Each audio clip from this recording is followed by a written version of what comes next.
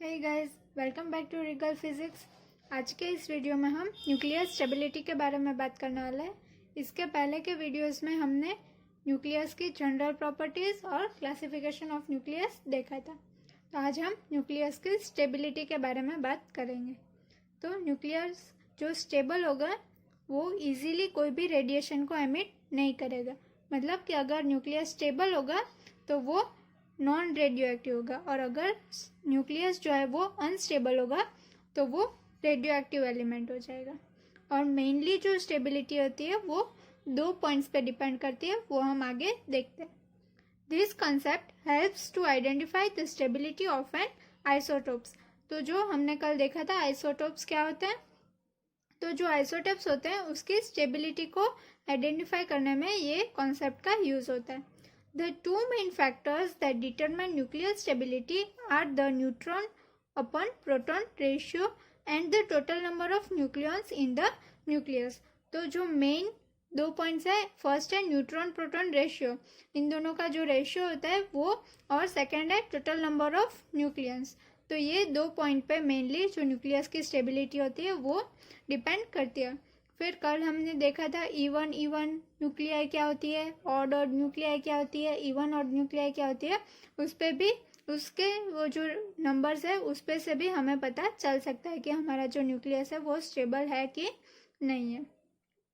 Nuclear stability means that it does not spontaneously emit any kind of radiation.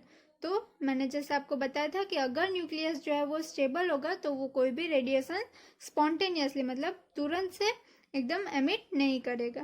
If the nucleus is unstable it has tendency of emitting some kind of radiation which makes it radioactive. तो अगर उसका nucleus जो है वो stable नहीं होगा तो वो एमिट करेगा रेडिएशंस। वो अल्फा रेज भी हो सकता है, बीटा गामा रेज कुछ भी हो सकता है, कोई भी रेडिएशन एमिट करेगा। तो स्टेबल न्यूक्लियस होगा तो वो नॉन रेडियो एक्टिव होगा, और जो अनस्टेबल न्यूक्लियस होगा वो रेडियो एक्टिव होगा। There are no concrete theories to explain this, but there are only general observations based on the available stable isotopes। तो जो अवेलेबल स्टेबल आइसोटोप्स है उनको स्टडी करके ही हमें ये सारे ऑब्जर्वेशंस मिले। इनको एक्सप्लेन करने के लिए कोई कॉन्क्रीट थियरी अब तक नहीं मिली। और आइसोटोप्स क्या होते हैं, मैंने कल आपको बताया था कि जो सेम एलिमेंट्स के होते हैं और जिसका नंबर ऑफ प्रोटॉन सेम हो लेकिन नंबर ऑफ न्यूट्रॉन्स जो होते हैं वो डिफरेंट हो, और वो सेम ही एलिमेंट हो। लेकिन जैसे कि लिथियम, तो लिथियम के आइसोटोप्स होते हैं। तो वो उनके आइसोटोप्स जो होते हैं उनका स्टडी करके हमें पता चला है कि कौन से न्यूक्लियस स्टेबल है और कौन से अनस्टेबल है। It appears that the neutron to proton ratio is the dominant factor in nucleus stability. तो जो ये न्यूट्रॉन टू प्रोटॉन का रेशियो है वो सबसे मेन फैक्टर है, डोमिनेंट फैक्टर है न्यूक्लियस स्टेबिलिटी के लिए। One of the simplest ways of predicting the nuclear stability is based on whether nucleus contains odd or even number of protons and neutrons। तो nucleus जो हमारा है वो उसमें ऑड नंबर्स के न्यूट्रॉन्स और प्रोटॉन्स है या फिर इवन नंबर के प्रोटॉन न्यूट्रॉन है, वो उस पर मेनली डिपेंड करेगा। बना है प्रोटॉन, न्यूट्रॉन और नंबर ऑफ स्टेबल न्यूक्लियस और स्टेबिलिटी। तो अगर हमारे एलिमेंट में जो नंबर ऑफ प्रोटॉन है वो ऑड है और नंबर ऑफ न्यूट्रॉन जो है वो भी ऑड है, मतलब कि जो हमारे न्यूक्लियस है उसमें दोनों ऑड है, प्रोटॉन और न्यूट्रॉन, तो उसके खाली 4 ही ऐसे एलिमेंट है जो कि स्टेबल है, और उसका जो स्टेबिलिटी होती है वो लीस्ट स्टेबल होती है।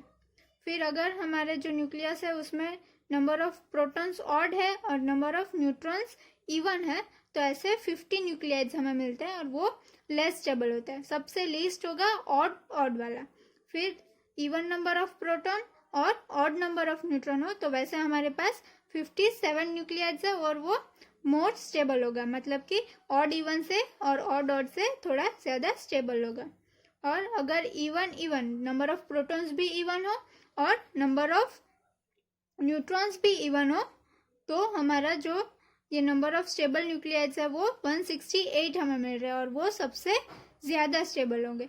तो ये अगर हमें पता है कि हमारे जो न्यूक्लियस है उसमें इवन है या फिर अभी हमें जो भी हमारे पास न्यूक्लियस होगा उसके नंबर ऑफ प्रोटॉन्स और नंबर ऑफ न्यूट्रॉन्स तो पता ही होंगे। तो अगर हमें ये बात पता है कि उसमें इवन इवन है तो वो सबसे ज़्यादा स्टेबल होगा, और जो हमें पता है कि उसमें ऑड ऑड है, मतलब कि प्रोटॉन्स भी नंबर ऑफ प्रोटॉन्स भी ऑड है और नंबर ऑफ न्यूट्रॉन्स भी ऑड है, तो वो सबसे लीस्ट स्टेबल होगा, और ऑड इवन और इवन ऑड वाले बीच में आएंगे। अब नेक्स्ट हम स्टेबिलिटी कर्व देखते हैं। तो पहले हम ग्राफ पे से समझते हैं। तो यहाँ पे हमने एक्स एक्सिस पे नंबर ऑफ प्रोटॉन्स z लिए है, और जो y एक्सिस है उस पर हमने नंबर ऑफ न्यूट्रॉन्स n लिए, और यहाँ पे जो ये स्ट्रेट लाइन है वो थियोरेटिकल लाइन है for n is equal to z, मतलब जो भी न्यूक्लियाइज है उसमें अगर नंबर ऑफ न्यूट्रॉन्स और नंबर ऑफ प्रोटॉन्स सेम हो तो हमें स्ट्रेट लाइन मिलनी चाहिए, ये थियोरेटिकल लाइन है। और जो यहाँ पे ये शेडेड पोर्शन दिख रहा है वो रीजन ऑफ स्टेबिलिटी है। तो रीजन ऑफ स्टेबिलिटी, जो भी न्यूक्लियाइड सारे इस रीजन में आते हैं वो स्टेबल होंगे। तो यहाँ पे आप ऑब्जर्व कर सकते हो कि जो 20 तक के न्यूक्लियाइड्स है, मतलब कि नंबर ऑफ प्रोटॉन्स और न्यूट्रॉन्स 20 तक का है, तो वो ऑलमोस्ट ये जो कर्व है वो उस पर स्ट्रेट लाइन पे कोइंसाइड कर रहा है, मतलब कि जो लाइट न्यूक्लियाई है ऑलमोस्ट 20 तक के वो n is equal to z तक में, मतलब कि वो मोस्ट स्टेबल है। और फिर ये जो रीजन में, और दूसरी चीज़ हम ये ऑब्जर्व कर रहे हैं कि जैसे नंबर ऑफ प्रोटॉन्स बढ़ रहा है तो ये जो कर्व है वो बेंड हो रहा है नंबर ऑफ न्यूट्रॉन्स की तरफ। तो यहाँ पे हम देखते हैं, it is found that for z less than 20 the stability line is a straight line with z is equal to n। तो z इज इक्वल टू 20 या फिर लेस देन 20 तक के लिए ये कोइंसाइड कर रहा है, मतलब कि वो मोस्ट स्टेबल होगा लाइट न्यूक्लियाइज। 20 तक के तो लाइट न्यूक्लियाइज होंगे।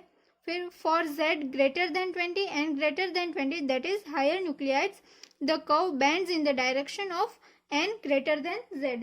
तो ये जो रीजन ऑफ स्टेबिलिटी है उसमें नंबर ऑफ न्यूट्रॉन्स ज़्यादा होंगे और नंबर ऑफ प्रोटॉन्स कम होंगे, और ये जो रीजन है उसका रेशियो ऑलमोस्ट 1 से लेके 1.5 तक का ही होता है, मतलब कि ये जब हम इस रीजन में जो भी न्यूक्लियस आ रहे हैं उसके नंबर ऑफ न्यूट्रॉन्स और प्रोटॉन्स का रेशियो लेंगे तो वो 1 से लेके 1.5 तक ही वेरी करेगा। The curve departs more and more from n is equals to z line as z increases. तो जैसे नंबर ऑफ प्रोटॉन इंक्रीज हो रहा है तो ये जो स्टेबिलिटी लाइन है थियोरेटिकल उससे ज़्यादा दूर होता जा रहा है, और बेंड किसके तरफ हो रहा है, न्यूक्लियस के तरफ, नंबर ऑफ न्यूट्रॉन्स की तरफ। All the stable nuclei fall within the shaded region, nuclei above and below the shaded region are unstable. तो जो भी न्यूक्लियाइड्स हैं हमारे वो अगर इस शेडेड रीजन में आ रहे हैं तो ही वो उसे हम स्टेबल बोल सकते हैं। अगर वो स्टेबिलिटी जो रीजन है उसके इस तरफ या फिर इस तरफ जाएगा तो वो न्यूक्लियाई हमारा स्टेबल नहीं होगा, वो अनस्टेबल होगा और वो अलग अलग रेडिएशन एमिट कर सकता है। तो मोस्टली हमें खाली क्या याद रखना है कि 20 तक के जो होते हैं वो यहाँ पे कोइंसाइड कर रहे हैं, और ये जो रीजन ऑफ स्टेबिलिटी है उसमें नंबर ऑफ न्यूट्रॉन्स ज़्यादा होते हैं और नंबर ऑफ प्रोटॉन्स कम होते हैं। और जैसे हैवी न्यूक्लियर की तरफ हम जाते हैं, मीन्स कि हैवी न्यूक्लियर मतलब कि नंबर ऑफ प्रोटॉन इंक्रीज हो रहा है, तो ये जो कर्व है वो बेंड हो रहा है, वो अवे जा रहा है, थियोरेटिकल लाइन से दूर जा रहा है। तो बस हमें खाली इतना ही याद रखना, और इसका जो रेशियो होता है वो 1 से लेकर 1.5 तक वेरी करता है, उसके आगे जो है वो रेशियो नहीं जाता है। Thank you.